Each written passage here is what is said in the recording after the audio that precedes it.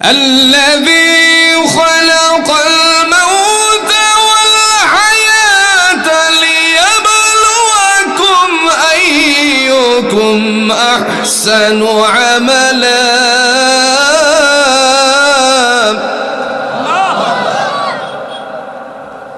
এতগুলো মানুষের আল্লাহু আকবার দিলে আল্লাহর জন্য কমপক্ষে তো আপনার 30 সাল যাইতো নাকি? ময়মনসিংহের নাই বললাম 30 সাল তো যাইতো। বৃহত্তর ময়মনসিংহ আমাদের মানুষদের মধ্যে আওয়াজ নাই, এই কথা কোশ্চিন কালেও মেনে নেওয়া যায় না। কারণ আমরা সব জায়গায় আছি। ঢাকা শহরের মসজিদের ইমাম সাহেবদেরকে তালাশ করেন, এই বৃহত্তর ময়মনসিংহের ইমাম আমরাই বেশি আছি। তাহলে এই যে আওয়াজটা যদি কমে যা, আগামী দিনে আমাদেরকে ওখান থেকে ধাক্কিয়ে ঠেলিয়ে তারপরে আওয়াজ রাখবেন না বাইর করবেন, দেখা যাক। الذي خلق الموت والحياة ليبلوكم أيكم أحسن عملا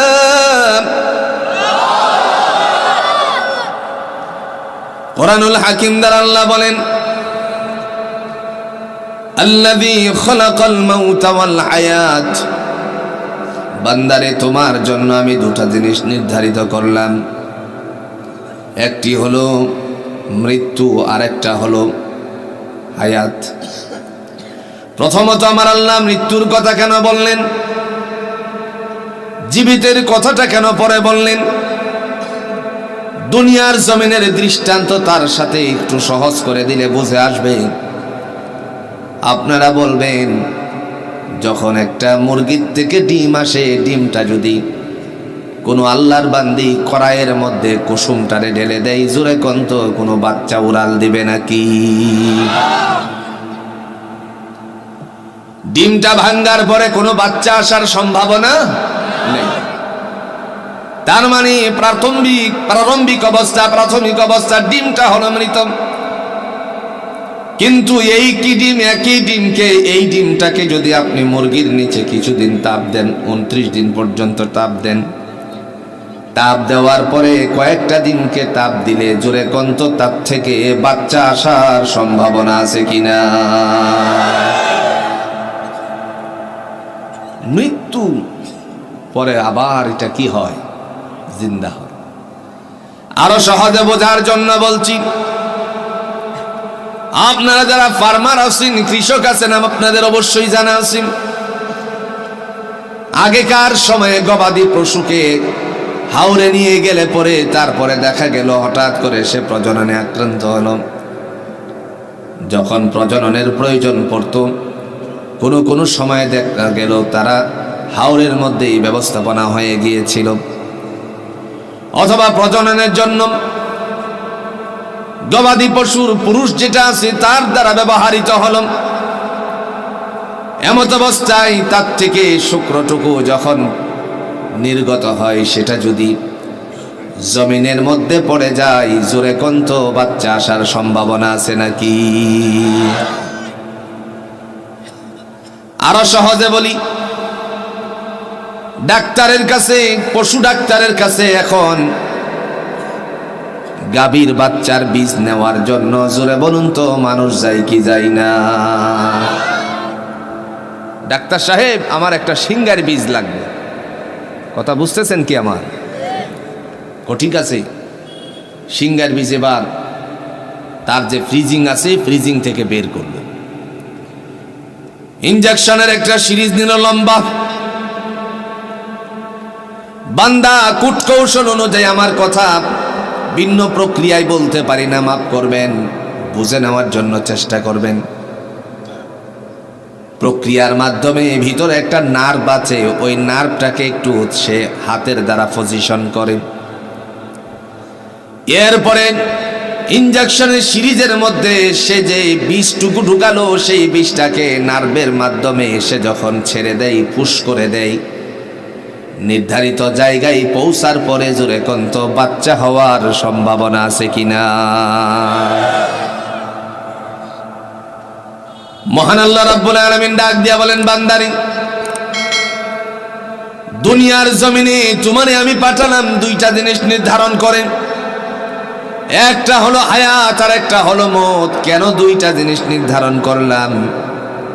লিয়াবলুয়াকুম আইয়ুকুম আহসানু আমালা, আমলের দিক থেকে আমার কাছে কে উত্তীর্ণ সেটাকে জাস্টিফাই করার লক্ষ্যে, পরীক্ষা করার জন্য তোমারে আমি দুনিয়ায় পাঠাইছি। সুবহানাল্লাহ বলেন। তার মানে দুনিয়াটা হলো পরীক্ষার হল। নিঃসন্দেহে আপনারা জানেন পরীক্ষা শুরু হয়েছে। বাংলাদেশের ছেলে মেয়েরা পরীক্ষা দিচ্ছে, ইন্টারমিডিয়েট পরীক্ষা দিচ্ছে, আর একটা পরীক্ষা মাত্র বাকি আছে। আগেকার সময় ছিল 2.5 থেকে 3 ঘন্টা, এখন মাত্র 1.5 ঘন্টা সময়। এই পরীক্ষার হলে ঢোকার পরে যেই সমস্ত প্রশ্নপত্রগুলো দেয়, প্রশ্নপত্র হাতে পৌঁছার পরেই লিখতে শুরু করে, নাকি একটু সময় দেখে পড়ে? কথা কন্যাকে দেখে পড়ে কিনা? তার মানে হলো আগে বুঝে তারপরে লিখে। আল্লাহ রাব্বুল আলামিন দুনিয়ার জমিনে বান্দাকে পাঠিয়ে বলেন, বান্দারে তোমার জন্য আমি একটু সময় নির্ধারিত করে দিলাম।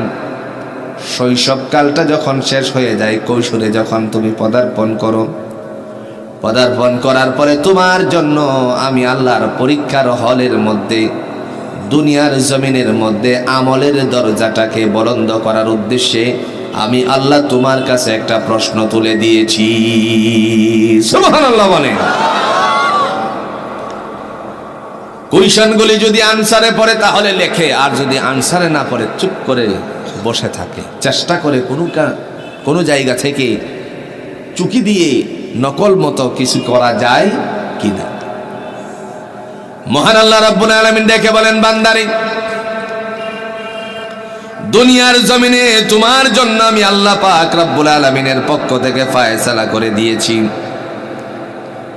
দুনিয়াতে মনে মনে চিন্তা করতে পারো আমি আল্লাহর কাছে কেমনে তুমি প্রিয় হবে। দুনিয়াতে আমার কাছে প্রিয় হওয়ার জন্য একটা মাত্র উপায় আছে, যারা বেশি করে আমি আল্লাহকে ভয় করে। কি করতে হবে? কে বলছেন? আল্লাহ বলেন, ইন্না আকরামাকুম ইনদাল্লাহি আতকাকুম ইন্নাল্লাহা আলিমুন খাবীর।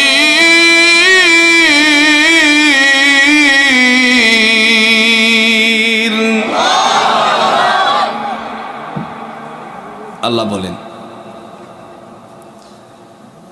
নিশ্চয়ই আমার কাছে তোমাদের মধ্য থেকে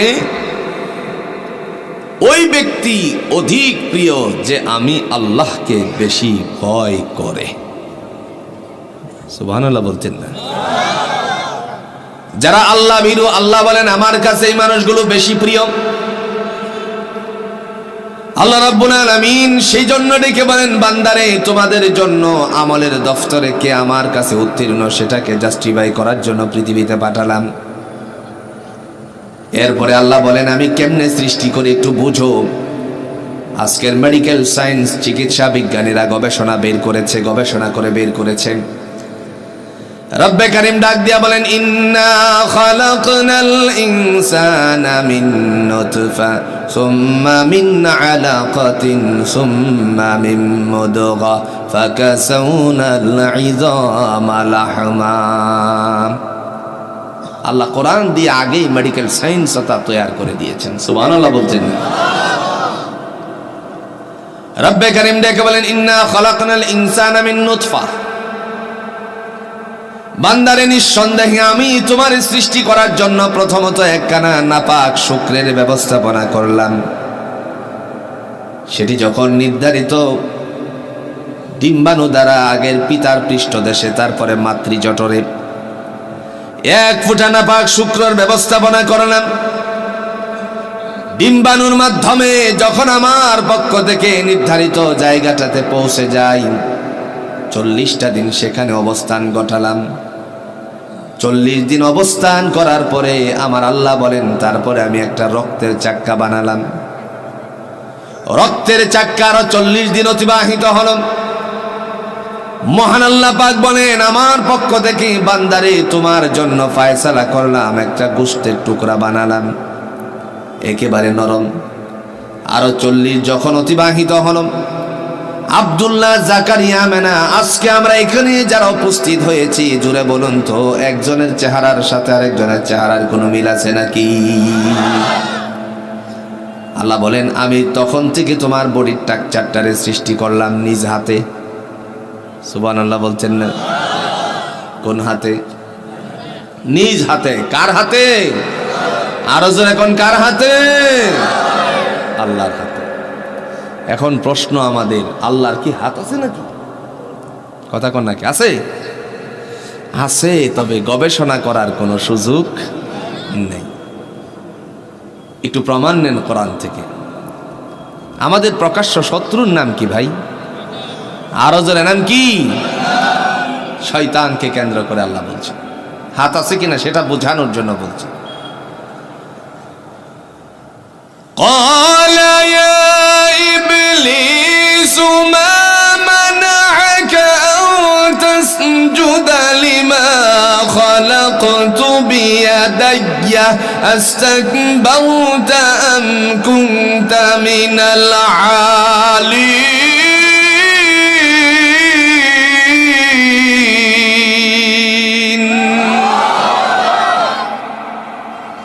আল্লাহ বলেন, হে ইবলিস, ওরে দুষ্ট, মা মানাআকা আন তাসজুদা লিমা খালাকতু বিয়াদাইয়া, আমি যে স্বীয় হাতে, আপন হাতে, আমার নিজ হাতে আদমকে বানানোর পরে সেজদা করার কথা বললে তরে কোন জিনিসে সেজদা থেকে দূরে সরালো? কে বলছে? জোরে কোন কে বলেছেন? তার মানে হাতের কথা বলছেন কে? আরো আসেন। تبارك الذي بيده الملك وهو على كل شيء قدير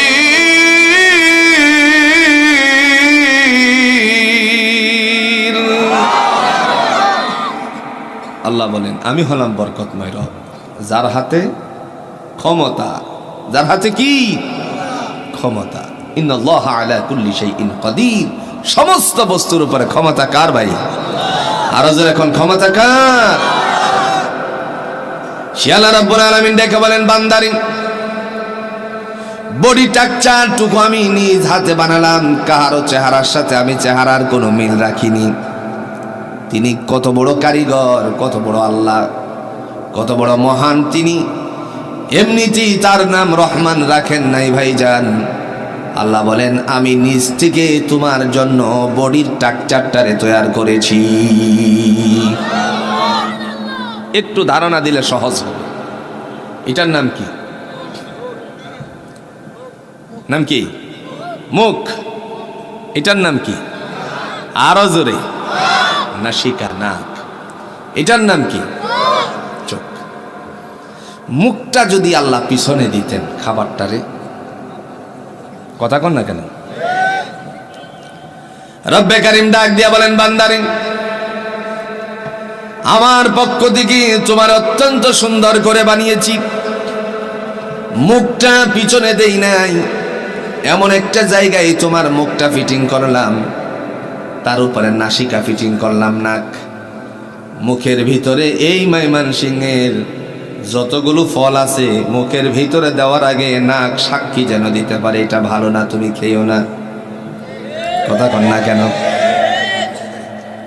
ময়মনসিংহের যেই সমস্ত ফল আছে গাছে গাছে, মুখে দেওয়ার আগে নাক যেন সাক্ষী দেয় এই ফলটা অনেক ভালো, খাও। আল্লাহ বলেন, তারপরে আমি ছেড়ে দেই নাই, নাকের উপরে তোমার জন্য আমি চক্ষু ফিটিং করলাম। চোখটা কেন দিলাম রে বান্দা? আমের সিজনে আমের ভিতরে পোকা আছে কিনা দূর থেকে না দেখে একসাথে যেন দেখে তারপরে মুখে দিতে পারো। তিনি হচ্ছেন আল্লাহ। তিনি কে? একবার চিন্তা করবেন, এখন না, বিছানায় মাথাটা লাগিয়ে, বিছানায় গিয়ে বালিশে মাথাটা লাগিয়ে চিন্তা করবেন তিনি কত বড় কারিগর। গবেষণা করার জন্য আল্লাহ দুনিয়া আমাদেরকে পাঠাইছে।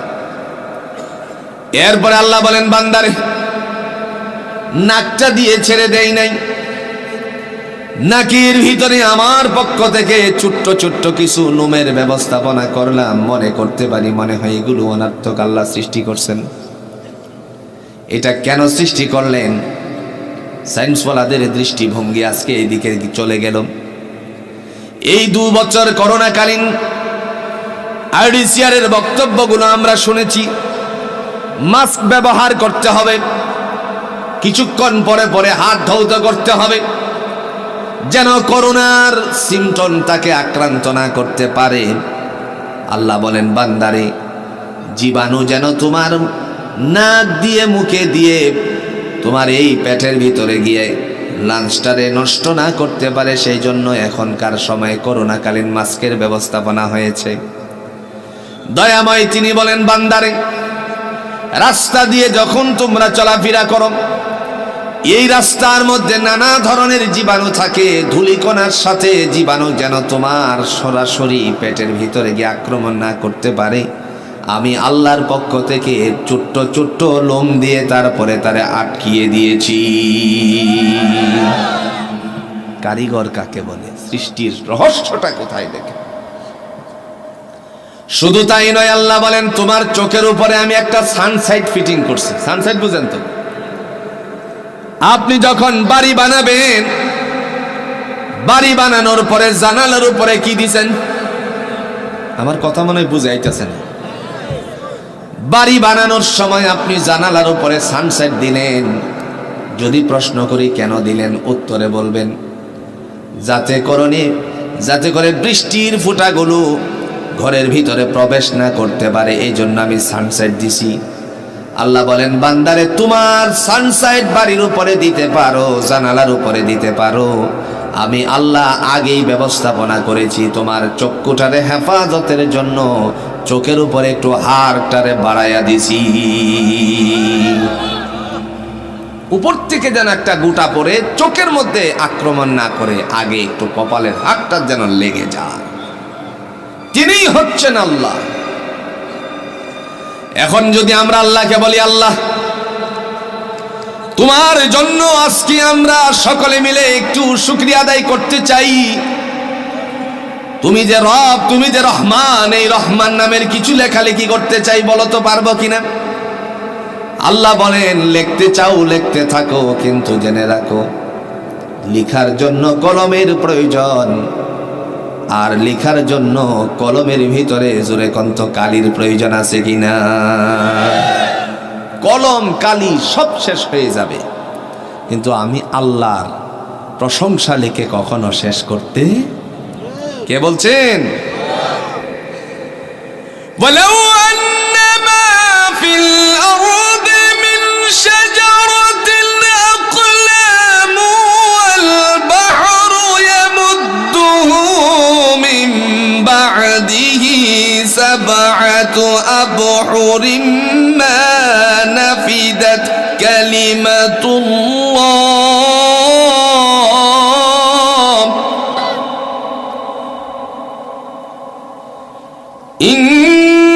ইন্নাল্লাহা আজিজুন হাকীম।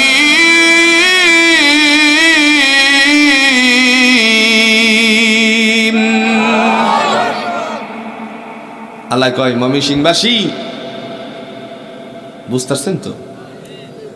মানে সরাসরি আপনার ময়মনসিংহের নামটা বলে নাই, আল্লাহ বলছেন গোটা জগৎবাসী শোনো। তো গোটা জগতের মধ্যে আমরা বৃহত্তর ময়মনসিংহের মানুষ নাই? কথা কোকা নাই? আসি। রব্বে কারিম ডাক দিয়া বলেন, তোমাদের এই জমিনের মধ্যে যেই সমস্ত বৃক্ষগুলো রোপণ করেছ, ছোট বড় যত গাছগুলো আছে, সমস্ত গাছগুলোকে যদি আমি আল্লাহর পক্ষ থেকে কলম বানিয়ে দেই, কথা বুঝতেছেন তো? এরপরে বান্দারে শোনো, তোমাদের এই নদ নদী খাল বিল পুকুর সহ নালা সহ কক্সবাজারের সমুদ্র সৈকতের পানি সহ গোটা পৃথিবীর যত সৈকতগুলো আছে, সমুদ্র সমূহ আছে, গোটা পৃথিবীর যত পুকুর আছে, খাল আছে, নদী আছে, ডুবা আছে, ছোট্ট ছোট্ট গর্ত আছে যেখানে পানি আছে, শুধু তাই নয়, লেয়ারের দৃষ্টিকোণ থেকে যত জায়গার মধ্যে পানি আছে, পৃথিবীর সমস্ত পানি সমূহকে যদি আমি আল্লাহ কালি বানিয়ে দেই আর বৃক্ষ করে আমি কলম বানিয়ে দেই, তারপরে আমি আল্লাহর প্রশংসা লিখে তোমরা শেষ করতে পারবে না।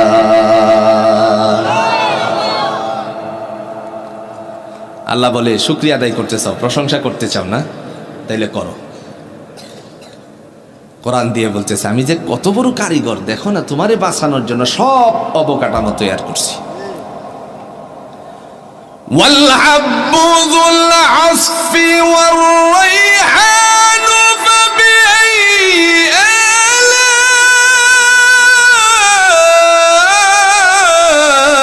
آلاء ربكما تكذبان।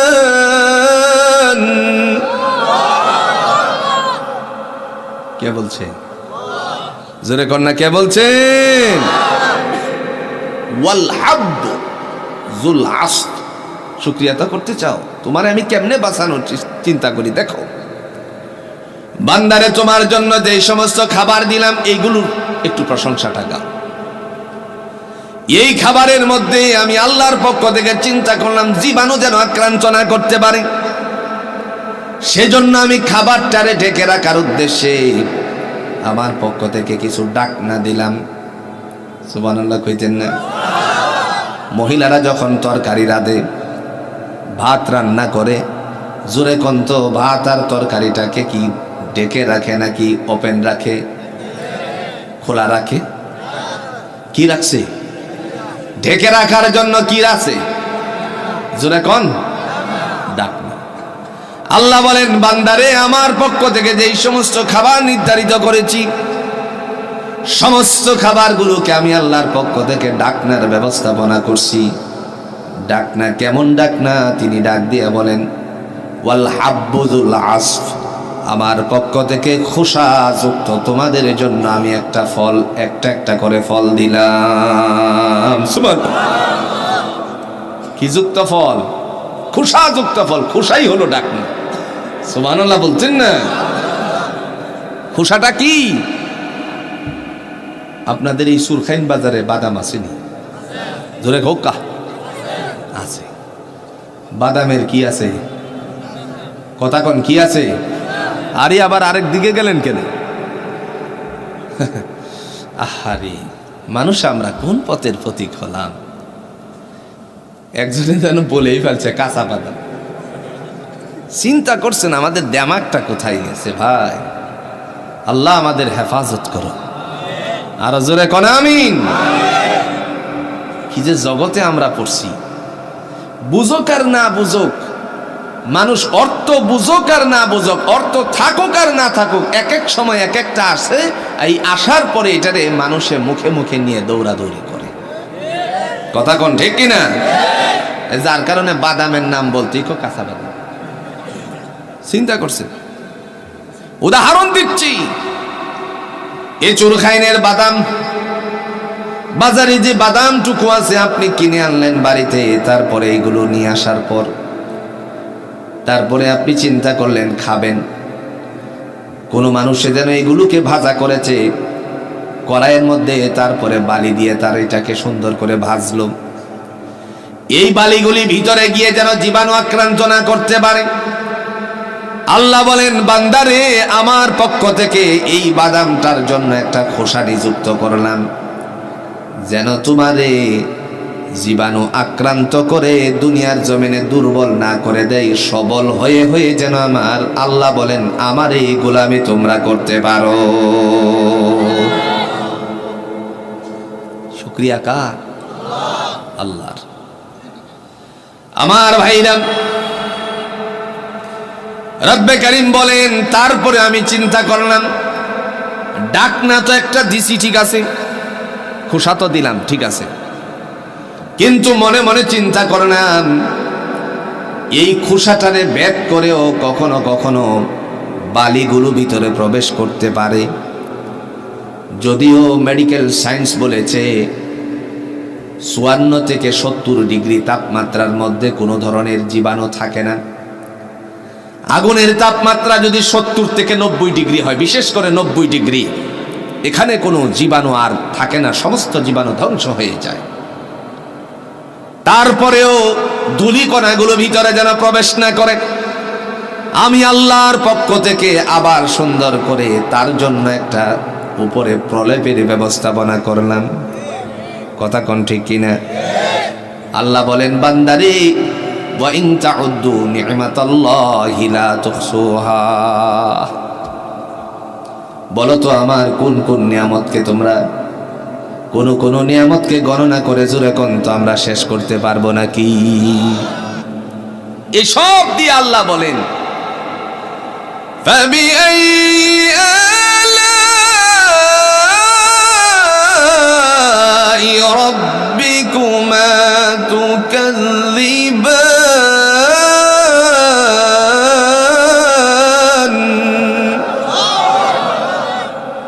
বান্দারে তোমরা আমার কোন কোন নিয়ামতকে অস্বীকার করবে?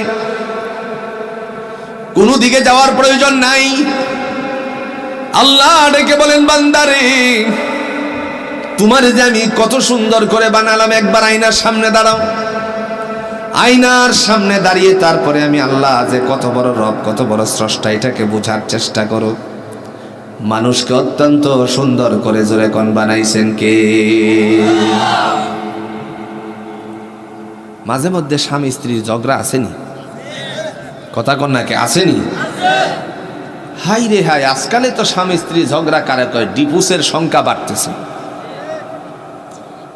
স্বামী স্ত্রীর ঝগড়া লাগছে বাদশা আর তার রানী, বাদশাও ঝগড়া করে তার বিবির সাথে। এই ঝগড়া সাধারণ ঝগড়া নয়, আল্লাহর কোরআন লইয়া ঝগড়া। সূরা কন্যা সুবহানাল্লাহ। এখন প্রশ্ন জাগলো, কেমনে এটা?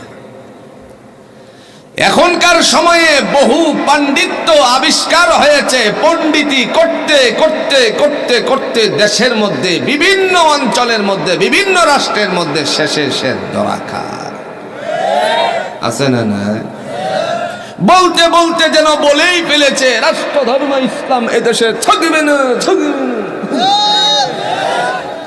আল্লাহ কয়, তোর আমি মান রাখবো না, রাখবো না, রাখবো না। আছে মান? কথা কোন আছে মান? যারাই কোরআনের সাথে বিরুদ্ধাচরণ করেছে তাদেরকে আল্লাহ দুনিয়াতেই অপদস্থ করেছেন, আখিরাতে তার জন্য দুরবস্থা আছে কিনা কোন? আবু জাহেলের ইতিহাস আমরা জানি। বদরের ময়দানে ছোট্ট দুইজন বালকের কাছ থেকে বিদায় হয়ে নাফরমানি করার কারণে, রাসূলুল্লাহর বিরুদ্ধাচরণের কারণে ছোট মুআজ এবং মুআওয়িজ রাদিয়াল্লাহু তাআলা আনহুমা দুই ভাইয়ের আক্রমণেই চির জাহান্নামী হয়ে বিদায় হয়েছে। মৃত্যুর আগে বলছে, হে মক্কার বীর আলী, ওমর, উসমান, তোমরা কোথায়? আমি আজকে কাদের হাতে বিদায় হলাম, আমার বীরত্ব তো রইল না। আল্লাহ কয়, এটাই আমার ফায়সালা। আর একটু আস্তে কোন ঠিক কিনা? এরপরে বলে, যারা কোরআনের বিরুদ্ধে বলো, তোমাদের অবস্থাটা একটু আগের দিকে চাও। আবু জাহেল কোরআনের বিরুদ্ধাচরণ করেছে, আল্লাহ তাকে দুনিয়ায় অপদস্থ করে এমন করে দিয়েছেন, গোটা মাইমান সিংহে খুঁজলে পরে একজন মানুষের, মুসলমান বলবো না, হিন্দু বলেন, খ্রিস্টান বলেন, বুদ্ধ বলেন, নাসারা বলেন, যত মানুষ এই মাইমান সিংহে বসবাস করুক না কেন, কোন মানুষের সন্তানের নাম আজ পর্যন্ত আবু জাহেল না খুঁজলে পাওয়া যাবে? কারণ এই নামটার মধ্যে ঘৃণা আছে কিনা কোন? সুতরাং শিক্ষা নাও। বেশি কিছু বলতে চাই না আমরা, বেশি কিছু বলে তোমাদেরকে ডাউনটেড করতে চাই না। তোমরা তোমাদের শিক্ষা না নিলে আল্লাহ তোমাদেরকে শিক্ষা দিবে। যে কথা বলছিলাম, আমার ভাইরা, মহান আল্লাহ পাক রব্বুল আলামিনের বান্দা দুইজনে ঝগড়া লাগছে, স্বামী স্ত্রী। বাদশা বলে, বিবিরে, পূর্ণিমার চাঁদ, 14ই ফেব্রুয়ারি চলতেছে, আসেনি ভালোবাসা? কথা কন নাকি আসেনি? নোংরামি দিবস আছে কিনা বাংলাদেশে? আহা, চলো আকাশের চাঁদটা দেখে আসি। বিবি কয় ঠিক আছে। চাঁদে গেল, দেখার জন্য ছাদে গেল। স্বামী দেখে বলছে, বিবি দেখো আকাশের চাঁদটা কতই না সুন্দর। বিবি বলে, তোমার চোখে আকাশের চাঁদ কত সুন্দর, যাই সুন্দর হোক না কেন, আমি বলে দিলাম আকাশের চাঁদের চেয়ে আমি বেশি সুন্দর। স্বামী কয়, বোঝেন না, একটা কে হি আসেনি, আমার ময়মনসিংহের বাসাটা, একটা কে হি আছে কিনা কই, একটা কে হি মারছে আর হি মাইরিয়া কইতাছে, এতে খুব সুন্দর, লাইটটারে বন্ধ করে দিলে, বাতিটা নিবাই দিলে পরে তারা খুঁজে পাওয়া যেত না। হ্যাঁ কই, আসমানে চাঁদ দেখতে বলে সুন্দর। এই কথা শোনার পরে বিবির মনে এত আপনার দুঃখ জন্মালো, বাদশার এই ছাদ থেকে নেমে নিজের রুমে চলে গেল। গিয়ে মনে মনে চিন্তা করলো, বাদশারে কেমনে বোঝানো যায় আমি আকাশের চাঁদের চেয়ে সুন্দর। হঠাৎ করে বুদ্ধি ঢুকে গেল মাথার মধ্যে। ইমাম সাহেবরে ডাকি, ইমাম সাহেবকে ডাকালো। বললেন, ফজরের নামাজ পড়াবেন নাকি? তিনি বলেন, ইনশাআল্লাহ। যদি ফজরের নামাজ আপনি পড়ান তাহলে দয়া করে আপনি ফজরের নামাজের প্রথম রাকাতে সূরাতুত তিন তেলাওয়াত করবেন। রানীকে ইমাম সাহেব বললেন, ফজরের সালাত আদায় করার কিছু সুন্নাত তরিকা আছে। আল্লাহর নবী বলেছেন, এই ফজরের নামাজের মধ্যে লম্বা সূরা পড়া লাগে, বড় সূরা পড়া লাগে। একটু সহজে বোঝার জন্য বলছি, ভেঙ্গে ভেঙ্গে বললাম না। কিন্তু আপনি বললেন ছোট্ট সূরা পড়তে, এটা কি করে সম্ভব? আল্লাহ পাক রব্বুল আলামিনের বান্দী বললেন, আমি যেইভাবে বলছি সেইভাবে আপনি করুন।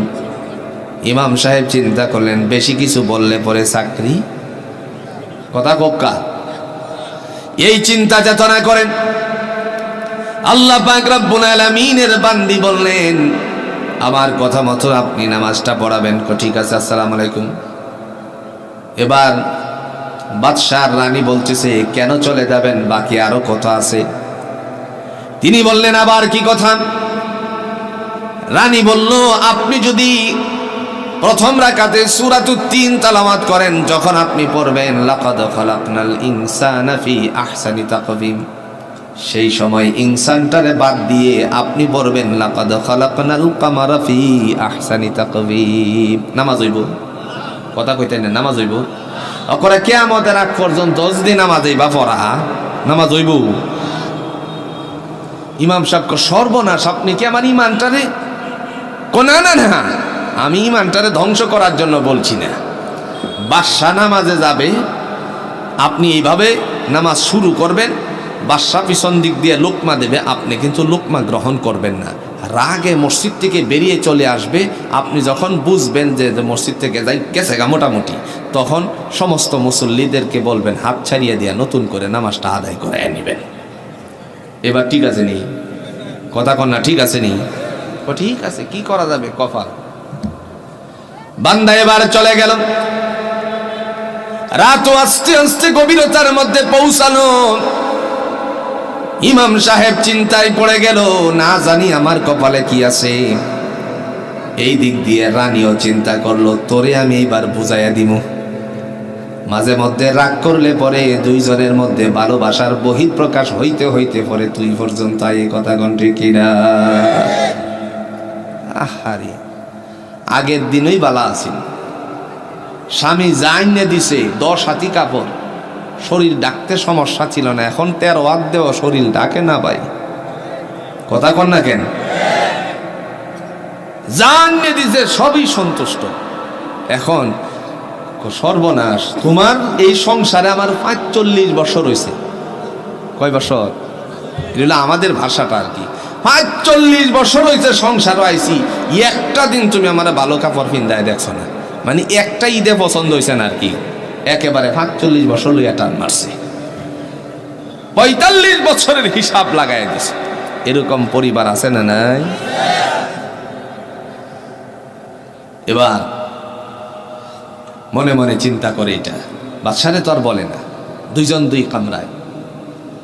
রাত আস্তে আস্তে করে ফজরের দিকে যখন অগ্রসর হলো, মুয়াজ্জিনের কণ্ঠ থেকে আজানের ধ্বনি উচ্চারিত হলো। মুয়াজ্জিন সাহেব আর আজান শেষ, সময় মতো বাদশা উজু করে ইস্তেঞ্জা সেরে উজু করে চলে গেল মসজিদে। মসজিদে যাওয়ার পর এবার বাদশা বলে, ইমাম সাহেব আছেন? ইমাম সাহেব তো আগে থেকেই রেডি আছেই তো। সময় মতো ইকামত হলো, তিনি নামাজের বিছানায় গেল, ইকামত শেষ, নামাজ শুরু হয়েছে। সূরাতুল ফাতিহা মানে তাকবীরে তাহরিমার পরে সানার পরে তিনি যখন সূরাতুল ফাতিহা কমপ্লিট করেন, এরপরে ধরছে মুত্তিনি ওয়াজ-যাইতুনি ওয়া তুরি সিনিন ওয়া হাযাল বালাদিল আমিন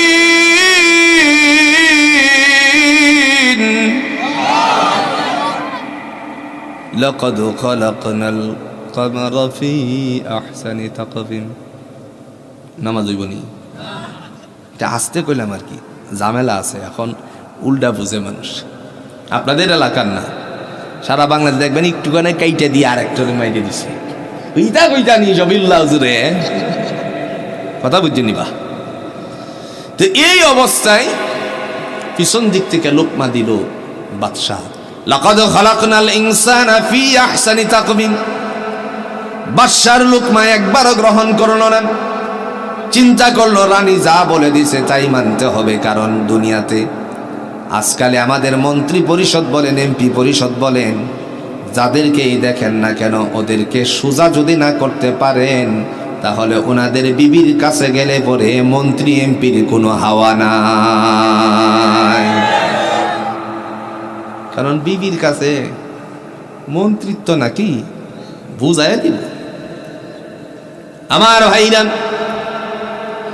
আল্লাহ পাক রব্বুল আলামিনের বান্দা রাগান্বিত হয়ে মহলে চলে আসলো।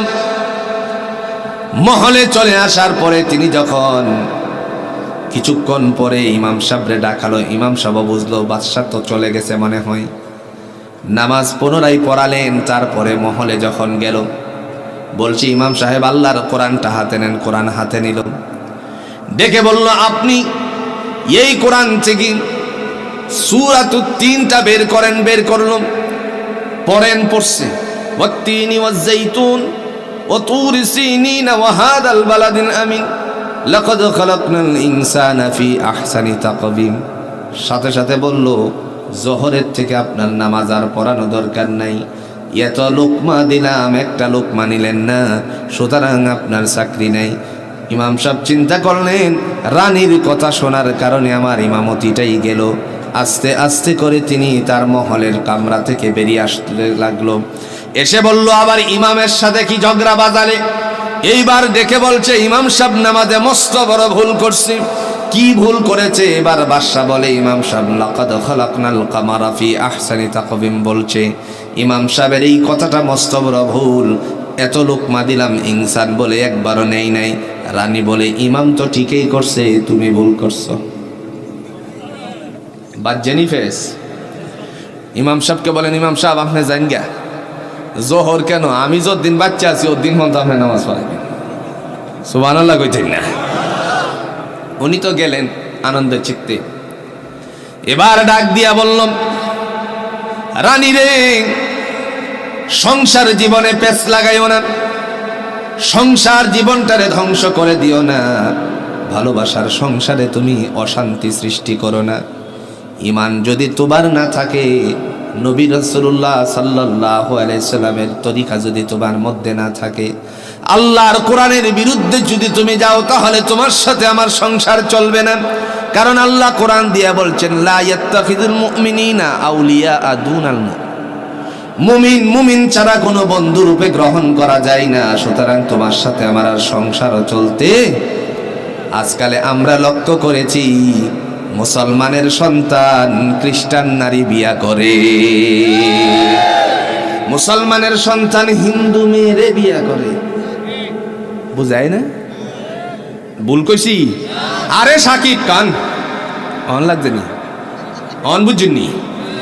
মুসলমানের সন্তান হিন্দু মেয়ে বিয়ে করেছে, মুসলমানের সন্তান ইহুদিকে বিয়ে করেছে।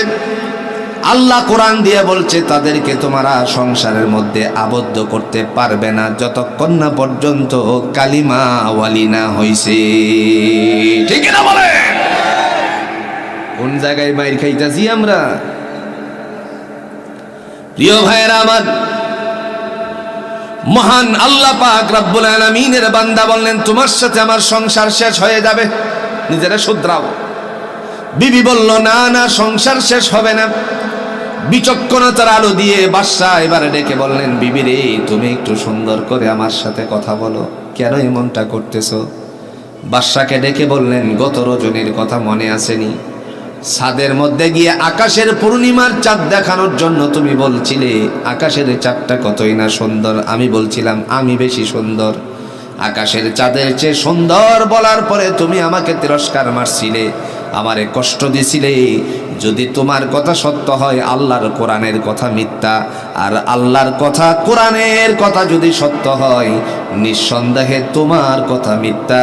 কারণ আমার আল্লাহ বলছেন লাকাদ খালাকনাল ইনসানা ফি আহসানি তাকবীম, আমি মানুষকে অত্যন্ত সুন্দর করে বানিয়েছি। আর একটু আস্তে কোন সুবহানাল্লাহ। সৃষ্টির রহস্য উদ্ঘাটন করছেন কে?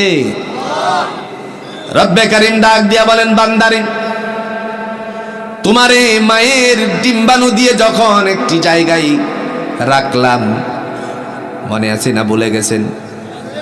4:40 মাথায় গিয়ে আমার আল্লাহ বলতেছেন প্রথম 40 অতিবাহিত হলো, দ্বিতীয় 40 মধ্যে রক্তের চাক্কা হলো, তৃতীয় 40 মধ্যে মহান আল্লাহ পাক রব্বুল আলামিনের পক্ষ থেকে বান্দারে গোশতের টুকরা বানালো।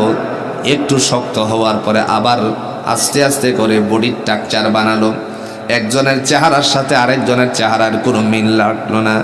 শুধু চেহারা কেন, আপনি নিজে একবার তাকান ভাই, আমার আল্লাহ যে কত বড় মহান।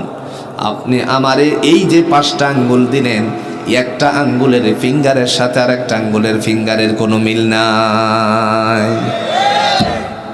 তিনি কত বড় কারিগর। ডান হাতের বৃদ্ধাঙ্গুল আসেনি? মোবাইল আপনি নিছেন, সিম নিতে হবে, কথা বলতে হবে নাকি? এবার ডান হাতের ফিঙ্গারপ্রিন্ট দিয়ে আপনি উঠালেন। প্রথম ছিল, এখন মাঝে মধ্যে একটু এদিক সেদিকও আছে। এখন ডান হাতের ফিঙ্গারপ্রিন্ট, আপনি যে ডান হাতে মেশিনের মধ্যে ধান ভাঙাচ্ছেন, আসেনি? এর চেয়ে সহজ করে বোঝানোর আমার আর কোনো কায়দা নাই ভাই।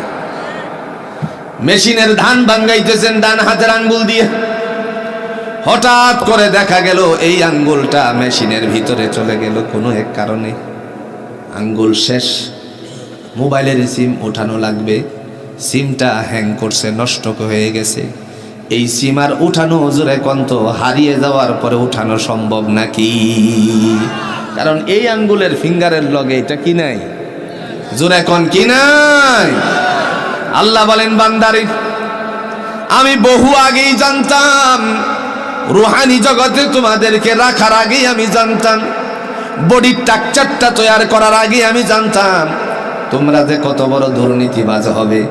একজনের জমিন আরেকজনে গিয়ে তারপরে টিপ দিয়ে চলে আসতে পারো, কিন্তু চিন্তা করলাম যাতে এরকমটা না হয়, ফিঙ্গারপ্রিন্ট আমি আগেই লাগাইয়া দিছি।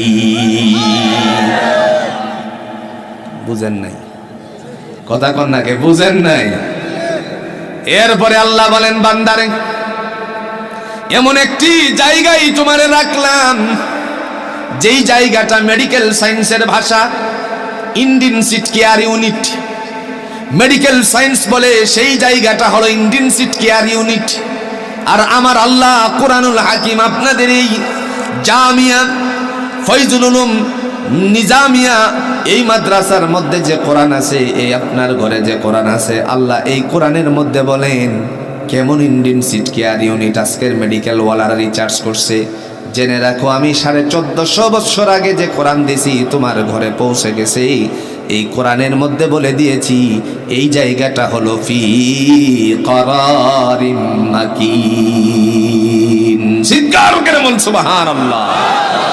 সেটা হলো একটি সুরক্ষিত জায়গা, যেখানে কোনো জার্ম প্রবেশ করে না, ভাইরাস প্রবেশ করে না। আমি আল্লাহ তোমাকে হেফাজতের দায়িত্ব নিছি। এরপরে আল্লাহ বলেন, বান্দারে এই 40 যখন অতিবাহিত হলো, বডির স্ট্রাকচারটারে যখন আমি বানালাম, আস্তে আস্তে করে আমার চিন্তা চলে আসলো, তোমারে এমন একটা কবরের ভিতরে রাখতে হবে যাতে করে কোনো ধরনের সমস্যা সৃষ্টি না হয়, দৈহিকতার সময় নানা ধরনের জটিলতা যেন সৃষ্টি না হয়। সেজন্য তোমার একটা চামড়ার কভার দিলাম, একটা পর্দার কভার দিয়ে দিলাম, কভারের ভিতরে তোমারে রাখলাম। মায়ের পেটের ভিতরে থাকা অবস্থায় চিন্তা করলাম তোমার মাথাটার মধ্যে যেন কোনো ধরনের আঘাত না আসে। মা বসতে গিয়ে, চলতে গিয়ে, এক ঘর থেকে আরেক ঘরে যেতে গিয়ে বৃষ্টির সময়ে পড়ে যেতে পারে, তোমার মাথাটার মধ্যে আঘাত যেন না লাগে, সেজন্য তোমার মাথাটারে মায়ের জরায়ুর দিকে রাখি নাই। বান্দারে আমি সুন্দর করে তোমার মায়ের বুকটার দিকে তোমার মাথাটারে রাখলাম। ও আমার বান্দা বান্দি, এরপরে যখন প্রসব ব্যথা শুরু হয়ে যাবে, আমি আল্লাহ পাকের চিন্তা আসলো কেমনে কি করা যায়। খাবার দুনিয়ার থেকে দেওয়ার কোনো প্রয়োজন ছিল না, কোনো ব্যবস্থাপনা নাই। আমি তোমার মায়ের নাভির সাথে নাভিটারে তার ফিটিং করলাম, খাদ্যের সরবরাহের ব্যবস্থাপনা করে দিলাম। এরপরে যখন প্রসব ব্যথা শুরু হয়ে গেল, আস্তে আস্তে করে মাথাটারে বুকের দিক থেকে ঘোরাতে শুরু করলাম। বুকের দিক থেকে ঘোরাতে ঘোরাতে যখন আস্তে করে তোমার মায়ের জরায়ুর কাছে মাথাটা চলে আসলো, আমি আল্লাহ কূট কৌশল করে তোমারে সুন্দর করে জরায়ুর মুখটারে খুলে দিলাম। জরায়ুর মুখটা যখন খুলে দিলাম, আল্লাহ বলেন, ও বান্দা, ও বান্দি, মায়ের পেটে অনেক আরামে ছিলেন, খাদ্যের কোনো চিন্তা করতে হয় নাই, দুনিয়ার পেরেশানি তোমার ছিল না। আজকে তোমারে দুনিয়া নামক একটা জায়গাতে পৌঁছাতে চাই। আল্লাহ বলেন, সুম্মা নুখরিজুকুম তিফলা, বাচ্চার আকারে তারপরে তোমারে আমি দুনিয়ায় পাঠাই দিছি। আর একটু আস্তে কোন সুবহানাল্লাহ। দুনিয়ায় পাঠাইছেন কে? আল্লাহ। স্রষ্টা বলেন, আমি অনেক কৌশল করে তোমারে সৃষ্টি করছি। এক ফোঁটা নাপাক শুক্রকে কূট কৌশলের মাধ্যমে তোমার মায়ের রেহেমের মধ্যে আমি থাকার ব্যবস্থাপনা করলাম। আর এখানে তোমাকে সুন্দর করে একটা কভারিং এর ব্যবস্থাপনা করলাম।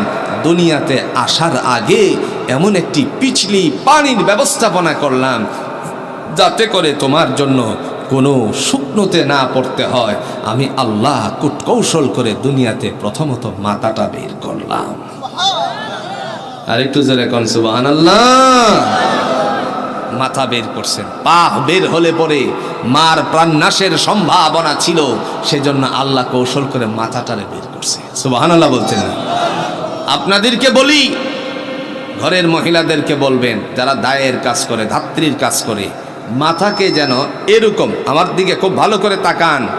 আজকালে বাচ্চাদের ব্রেইনের সমস্যা হচ্ছে, প্রতিবন্ধী হচ্ছে বিভিন্ন কারণে, তোর মধ্যে এটাও একটা কারণ।